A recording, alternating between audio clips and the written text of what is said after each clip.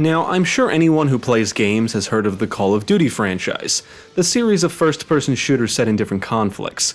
But before branching out to modern warfare, the Cold War, and zombies, it was a series of World War II shooters. Developed by Infinity Ward and published by Activision, Call of Duty was released for PC in October 2003. An expansion was released the following year titled Call of Duty United Offensive, and features a new campaign and multiplayer features. The base game was ported to Xbox 360 and PlayStation 3 as a downloadable title called Call of Duty Classic. For this review, I played the PC version along with the United Offensive expansion. Now let's take a look at Call of Duty and see how the franchise got started.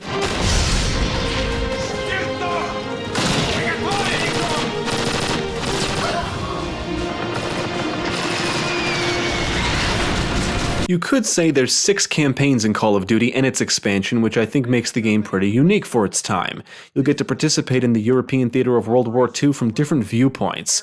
In both the base game and United Offensive, you'll be put in the shoes of 3 different protagonists, each one from a different country. In other words, there's 3 campaigns for each release: an American campaign, British campaign, and Soviet campaign. While the characters are fictional, the campaigns are based on actual historical events, so you'll participate in historical operations and battles like Operation Overlord and the Battle of the Bulge, for example. Call of Duty also aims to be a somewhat cinematic experience, complete with explosive set pieces, scripted events, and nods to works like the 2001 miniseries Band of Brothers and the 2001 film Enemy at the Gates.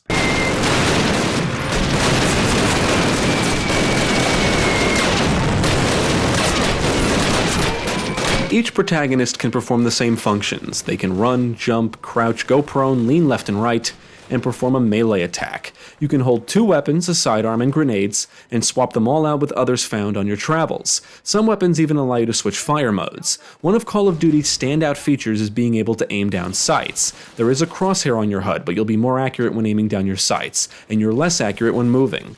Taking damage results in a loss of health, which can be replenished from health kits.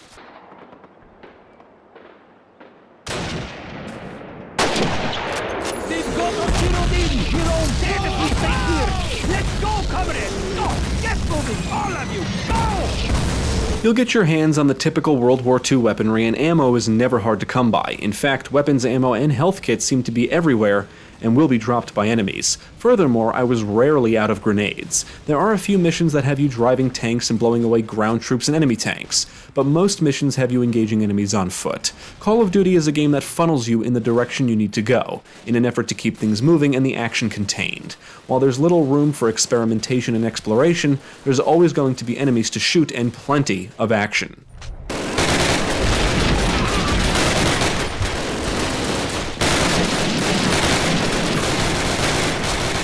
At its core, Call of Duty is a very simple shooter, at least when talking about the single player. You run, shoot, and try not to die. That's basically it. You'll have to destroy things, defend areas, secure documents, and cover NPCs, and every mission puts you into hectic firefights.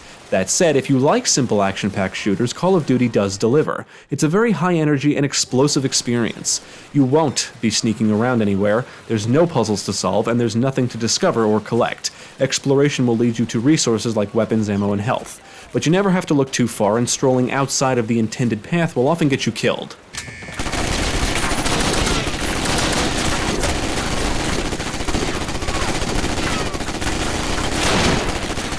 Now, there's 2 primary types of encounters in Call of Duty: push forward and defend.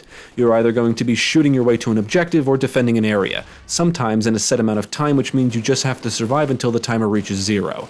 You'll primarily engage German troops, but every so often you'll be up against tanks and other German armor. You can man-mounted machine guns and use them to mow down the Germans, but they will use them too, and you will become a target if standing out in the open. Taking cover is an important part of the gameplay. Just walking into an area without taking the proper precautions will often lead to death or a significant loss of health. It's wise to approach every area and room with caution and stick with the friendly AI.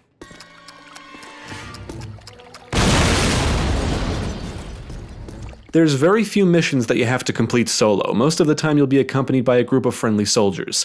Unfortunately, the AI in general is pretty shit. Friendlies and enemies will often run out into the open during a firefight, and the friendlies will frequently get in your way, which becomes a big problem in any mission with narrow paths. They'll often block your shots and stand in doorways, which becomes very annoying. On the plus side, friendlies will divert fire away from you, and they will alert you when grenades are thrown. The German troops all seem to behave the same. They'll run around, take cover, shoot at you, and throw grenades. Enemy accuracy can range from shit to amazing, and it can be very easy to get picked off by machine gunners in the later missions. Grenades are a great way to flesh out enemies or clear out a mob. If one lands in their vicinity, they usually run, and typically right out into the open.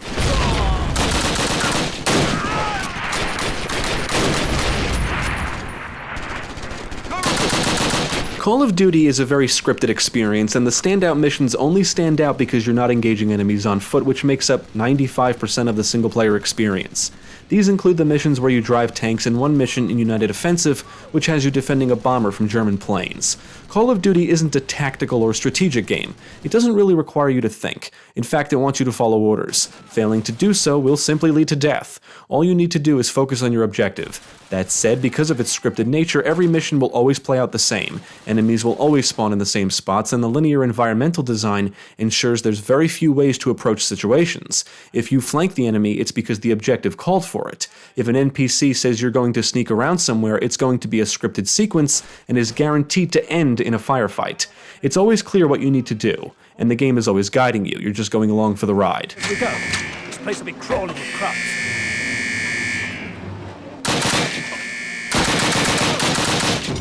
You're going to battle the Germans in various locations across Europe, and I think it would be almost impossible to get lost or stuck. If the compass and objective marker isn't enough, you can always follow your friendly soldiers. Plus, enemies are an indication you're going the right way. You'll blow away tons of German troops in France, Germany, Austria, Stalingrad, Belgium, Holland, Norway, and Sicily, among some other locations. You'll have to destroy V-2 rockets and secure the town of Foy in Belgium, board a German battleship in Norway, retake Red Square, assist the resistance in Holland, and blow up a lighthouse in Sicily. You'll have to clear buildings and bunkers and fight your way across farmland and through villages, and can use buildings, dead animals, and various structures and objects as cover. Call of Duty was a looker for its time. Visually, I think it blows away most of the World War II shooters that came before it. From the detailed environments to the reload animations, everything looks great. The game nails the war-torn Europe look and feel, complete with rubble, partially destroyed buildings, and areas on fire. Many of the visual effects help to enhance the action and gunplay. Death animations are scripted, but blood puffs appear when you shoot enemies, headshots can result in helmets flying off, and smoke puffs appear when bullets hit different surfaces. Explosions look cool, and when you destroy a tank, Germans will come stumbling out. The audio work is also fantastic. Weapons fire is loud, some shots will echo, planes will roar as they fly overhead, and you'll often be surrounded by explosions and hear bullets whizzing past your head. You'll hear a lot of shouting during battles, and even during the moments where you're not engaging the enemy, you can often hear distant gunfire and explosions. The soundtrack consists of some good orchestral tunes that kick in at certain times to make the action feel more intense or dramatic. Other than some clipping here and there, I did not witness any bugs, and the performance was solid throughout.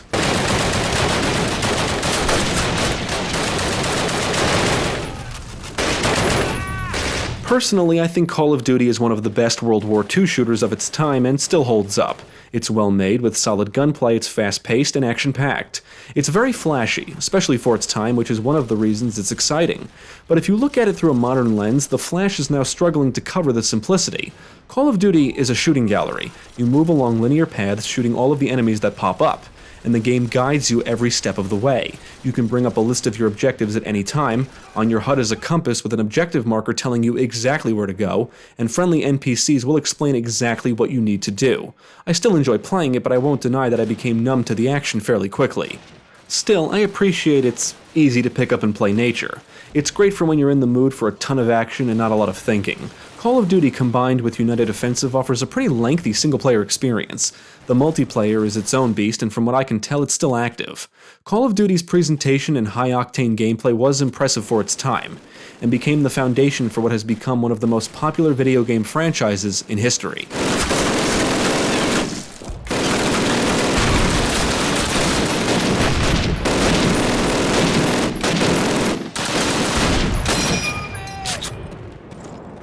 I would recommend Call of Duty and its expansion to any fans of the series, genre, and action games. When it comes to World War II shooters, Call of Duty is still one of the best. If you're looking for a fast-paced and action-packed experience, then definitely check out Call of Duty.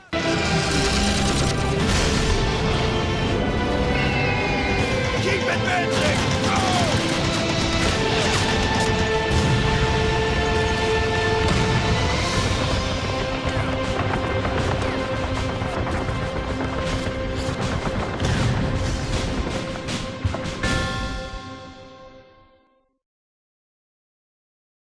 Thank you for watching. If you enjoyed this video, check out the rest of our channel, follow us at the links below, and you can also support us on Patreon. If you're interested in more gaming content, check out our friends over at Gamecast.